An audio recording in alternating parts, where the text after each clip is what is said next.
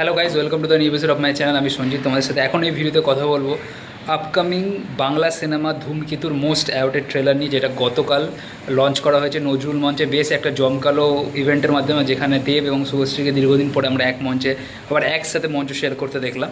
তো খুবই ভালো লাগলো এই মুভমেন্টটা দেখে।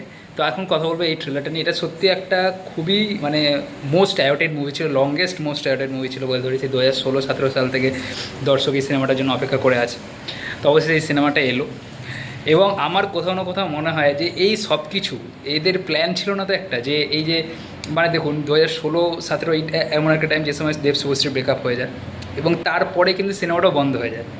ঠিক আছে, আবার দীর্ঘদিন পরে সিনেমাটা আসছে এবং সিনেমার মধ্যে এরকম একটা গান, যে গানটা এই যে লাস্ট রিলিজ হলো আর হবে না দেখা হয়তো, ওই গানটার কথা বলছি। দেখুন ওই গানটার মধ্যে আপনি দেব শুভশ্রীকে বসিয়ে দিন, যে প্রেজেন্ট সিচুয়েশন তাদের ছিল, দেখবেন পুরোপুরি মিলে যাবে হয়তো তারা দেখানো। আমার গানটা সেই জন্য বেশি ইম্প্যাক্টফুল ছিল, আমার গানটা নিয়ে রিভিউ করা হয়নি, বাট গানটা কিন্তু সেই জন্য আরও বেশি ইম্প্যাক্টফুল লাগছিল। তো আমার কোথাও মনে হয় যেন যে হতে পারে যে তারা এই কারণেই সিনেমাটা গিয়ে করে, যে অডিয়েন্স তাহলে বেশি আরও সিনেমাটার সঙ্গে যুক্ত হতে পারবে ইমোশনালি, যে সত্যি তো এদের এতদিন পর দেখা হচ্ছে, এদের আর হয়তো কোনো দিন দেখা যাবে না, লাস্টবারের মধ্যে দেখা হবে, এইসব জিনিসপত্র হতে পারে মেবি, আমি জানি না, সেটা হয়তো আমার এক্সট্রা চিন্তা ভাবনা। তো এবার বলি ট্রেলারটা আমার কেমন হলো। দেখুন ট্রেলারটা আমার ভালো লেগেছে, ইয়েস ট্রেলারটা আমার ভালো লেগেছে। এবার এইটা শুনেই অনেকে আমাকে হয়তো বলতে শুরু করে দেয়, আরে ভাই তুই অন্যদের মতো কেন বলি না, অসাধারণ লেগেছে, এই ট্রেলারটা তো রিভিউ দেখা যায় না। ভাই কী দেখলাম ট্রেলারটা, না ভাই আমি টুকটাক সিনেমা বুঝি, সিনেমা রিভিউ করি, অত জ্ঞানী নয় আমি, আর আমি বাড়িয়ে বলতে পারবো না এটা। যারা আমি মিঠুন চক্রবর্তী নিজের ফ্যান, আপনি দেখবেন মিঠুন চক্রবর্তীর সিনেমা নিয়েও আমি যেটা আমার ন্যায্য সেটাই আমি বলি, যদি ভালো লাগে বলি ভালো, যদি ভালো লাগে না বলি ভালো লাগে না। তো এটা আমার ভালো লেগেছে, আমি কখনোই বলবো না অসাধারণ লেগেছে। আর আমি ওই অনেককে দেখলাম যে কালকে দেব শুভশ্রীকে দেখে চোখে জল নিয়ে ভিডিও বানাচ্ছে, বলছে আমার চোখে জল, আমি ওই ন্যাকামোটাও করতে পারবো না। হ্যাঁ অবশ্যই তারা দুজন একটা হিট জুটি ছিল, একসময় অনেক হিট সিনেমা দিয়েছে, আর দীর্ঘদিন পরে তারা আবার কামব্যাক করছে, এটা ভালো লাগে। যেমন যদি আমি সেদিক থেকে বলি জিৎ কোয়েল, তারাও তো দীর্ঘদিন পরে সেই 2000 লাস্ট 2018-19 সালে লাস্ট সিনেমা করেছিল শেষ থেকে শুরু, তারপরে আস্তে আস্তে দেখা যায়নি। তো সেটাও একটা হবে, তো আমরা তাদের দেখতে চাই জাস্ট। কিন্তু ওই দেখে আমিও লেট 90s কিড, ঠিক আছে, কিন্তু তা বলে আমার ভাই এটা হতে পারে আমি দেব শুভশ্রীর ফ্যানাদের কোনোভাবেই অসম্মান করছি না, আমি তাদের ভালোবাসাটাকে রেসপেক্ট করছি, বাট আমার ওটা হয় না ভাই যে হ্যাঁ এই চোখে জল চলে আসবে কী দেখলাম। হ্যাঁ এটা আপনি বলতে পারেন, ওই যে কালকে যখন ওই স্টেজে গানগুলো আজকে দেখছিলাম আমি, যখন ওই সব গানগুলো হচ্ছে, দুজন অ্যাকশন আছে, ওই গানগুলো একটা নস্টালজিয়া ফিলিংস দেয় আমাদের ছোটোবেলার, যে হ্যাঁ। কিন্তু তাহলে দেব শুভশ্রী একসঙ্গে তারা প্রেম করতো, তাদের বিচ্ছেদ হয়ে গেছে, তাদের আবার এইটা আমার কোনো দেয় না। ওই গান ফানগুলো দেখতে পারেন, হ্যাঁ অনেক ছোটোবেলার স্মৃতি আছে ওই গানগুলোর সাথে, আমরা শুনতাম কানে হেডফোন লাগিয়ে, সেটা একটা আলাদা। তো এবার আসি ট্রেলারের কথায়। তো ফার্স্ট অফ অল বলি ট্রেলারটা ভালো, ট্রেলারটা ভালোই পুরোটাই। ট্রেলারটার বেস্ট দিক হচ্ছে ট্রেলারটা খুব কম্প্যাক্ট ট্রেলার হয়েছে, জানেন তো। ইভেন টিজার ট্রেলার দুটো গান আসার পরেও কিন্তু স্টোরিটা যে মেন কী সেটা কিন্তু মেকার্সরা অডিয়েন্সকে বুঝতে দিচ্ছে না।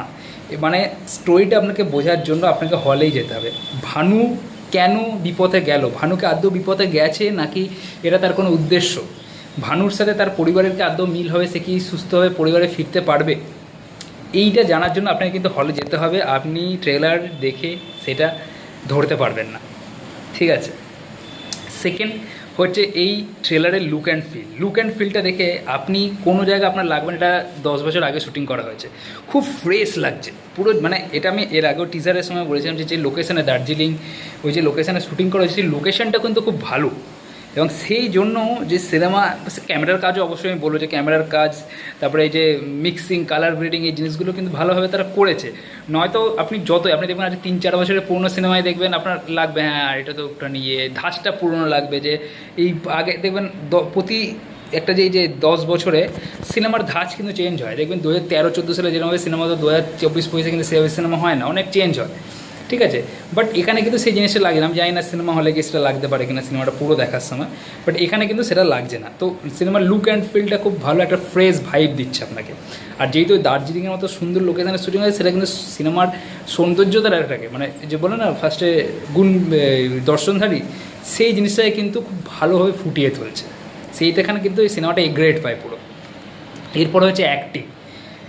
দেব শুভশ্রী দুজনেই কিন্তু ভালো অ্যাক্টিং করেছে। আমি কেন ভালো অ্যাক্টিং করেছে বলছি যে এই অ্যাক্টিংগুলো কিন্তু তারা করেছে আজ থেকে 10 বছর আগে।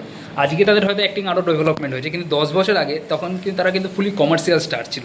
সেই জায়গায় দাঁড়িয়ে আপনি দেখবেন জাস্ট এই যে দেবের হাঁটা চলা, একটু ওই হাঁটা চলার মধ্যে যে একটা বয়স্ক ভাব আনে, এটা কিন্তু আপনি আমি এই সহজে এখন যদি করতে ফুটিয়ে তুলতে পারবো না। তো সেই জিনিসটা শুভশ্রীর চাউনি ইয়ং বয়সের, আর দেখবেন যেখানে সে মানে সিঁদুর ফিঁদুর মুছে গেছে, ওই যে একটা জিনিস মানে দুঃখের চাউনি, সেই জিনিসটা কিন্তু ভালোভাবে ফুটে উঠছে।